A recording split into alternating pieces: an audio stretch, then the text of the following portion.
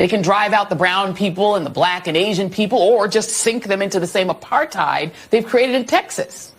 And they will control enough electoral votes if they can. Got to be honest and keep it real. This is not the pick that I expected that she would make. It did come down to the final three, as we understand it. And I thought she would go astronaut. Keeping it real. He, to me, would have been the safest, most conventionally safe pick. White, super white, like, mayonnaise sandwich on Wonder Bread, white. From a border state, he could have made a strong argument for her. It's a state that I think Democrats definitely were reaching for. There was a lot of work to try to turn out the college campuses, which were really thick and really packed, and try to turn out the suburbs. And I think there was a lot of hope because of just the insanity, can we say fairly, of the person who's running for governor in that state, and a thought that, defeating him would also carry Harris in. But in the end, if they didn't make their numbers and essentially exceed the numbers that Joe Biden had in the suburbs, and I think we have to be blunt about why. Black voters came through for Kamala Harris. White women voters did not.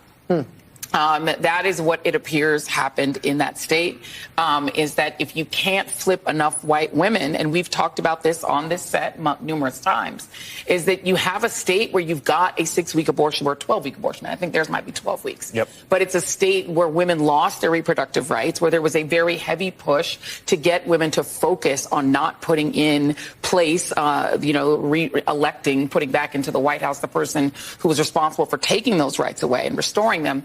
But that message obviously was not enough to get enough white women to vote for Vice President Harris, a fellow woman. This will be the second opportunity that white women in this country have to change the way that they interact with the patriarchy. And, God bless Shannon Watts, who has tried to have that conversation.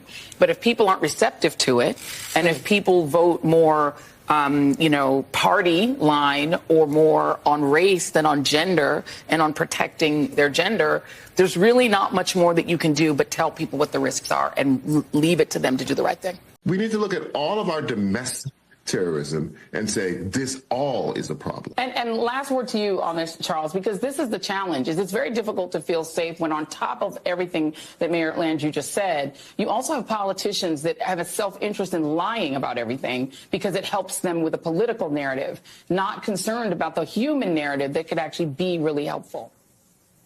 And that is the tragedy of all of this, right? There are real tragedies. There will always be crime. Unfortunately, what we try to do is to keep the crime as low as possible. All different kinds of people will commit crimes.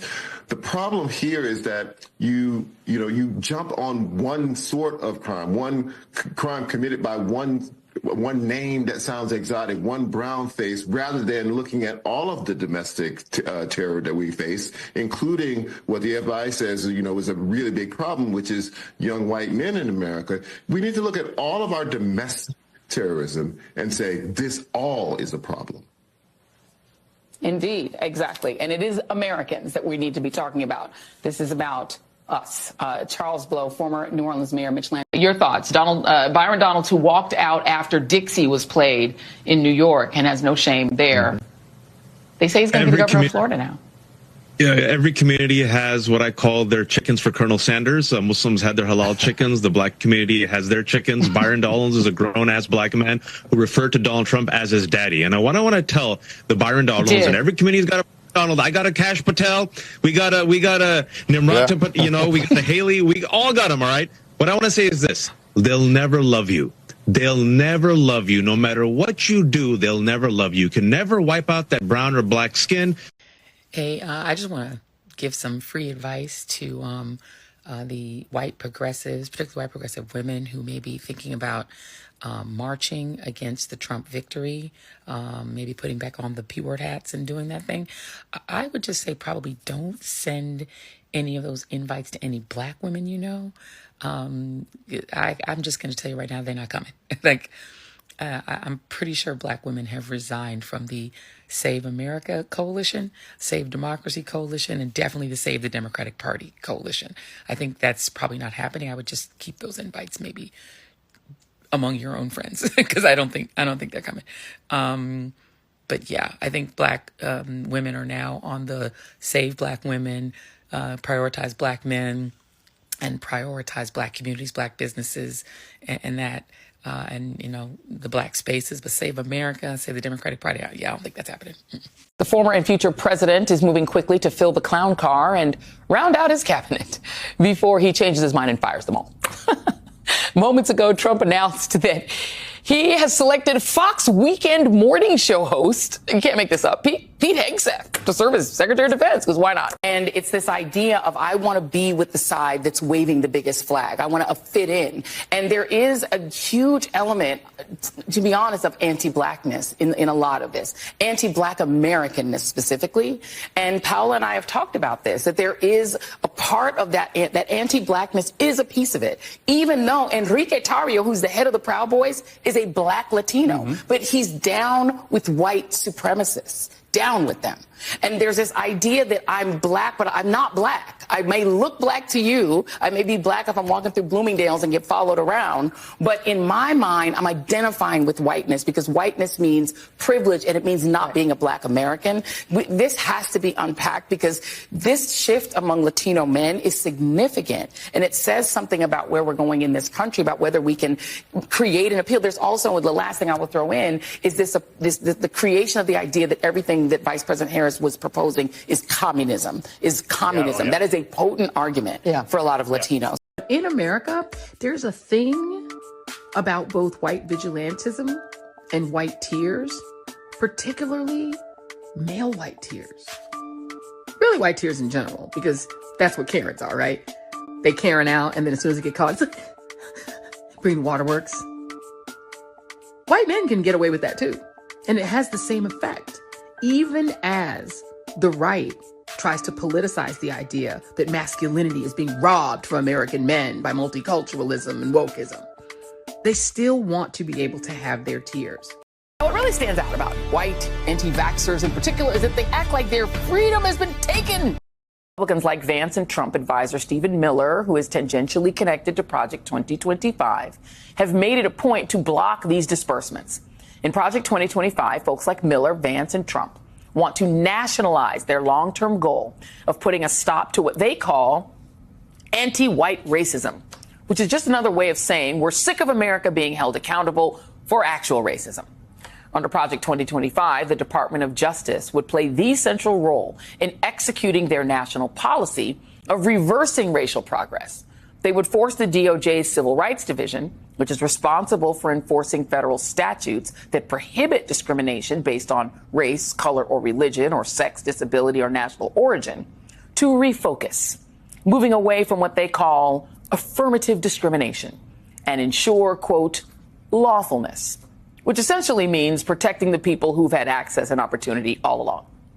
Pete Hegseth is the least qualified nominee I think we've ever seen for Secretary of Defense, but he meets the demographic characteristics for the right not to call him DEI, because it seems to me that what they're saying is the military has too many women, it has too many Black people, it has too many brown people, it has too many gay people, and that the only quality people who exist who are qualified to do anything, even if they have no background, are white, straight Christian men.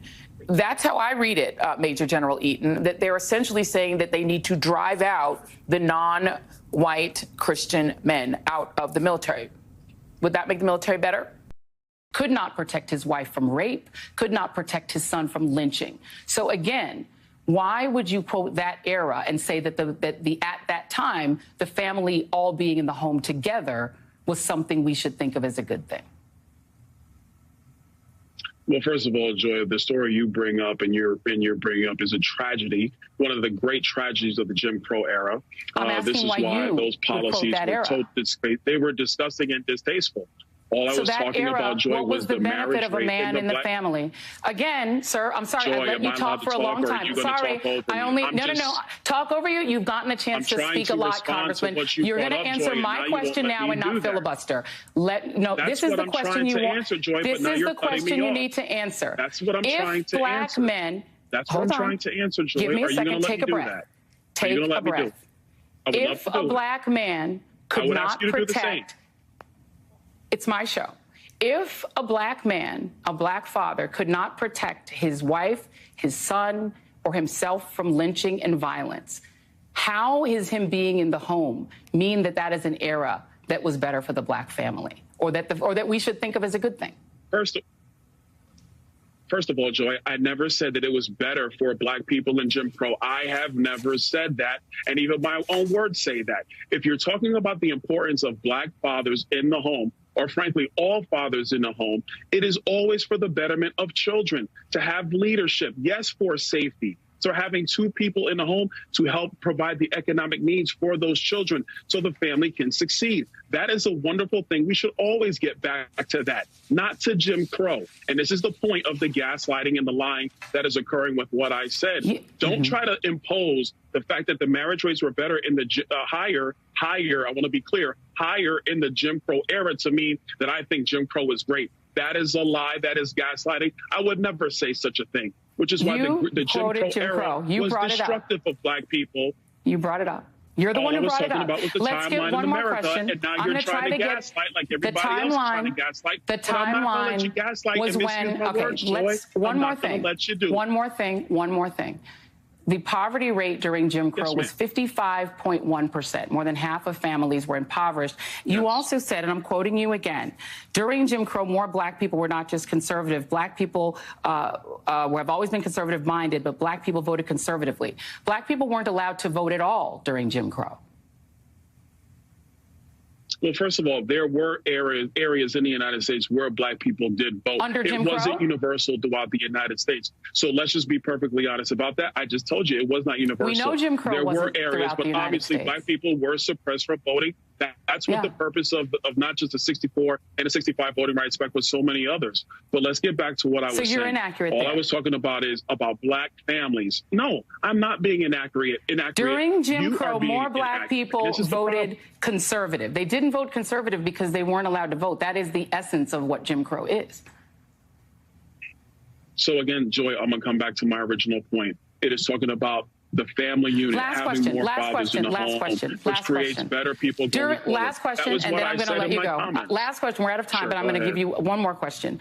During Jim Crow, could your family have existed? You are in an interracial marriage. Your wife is a white conservative activist. Could your family have existed at all during Jim Crow?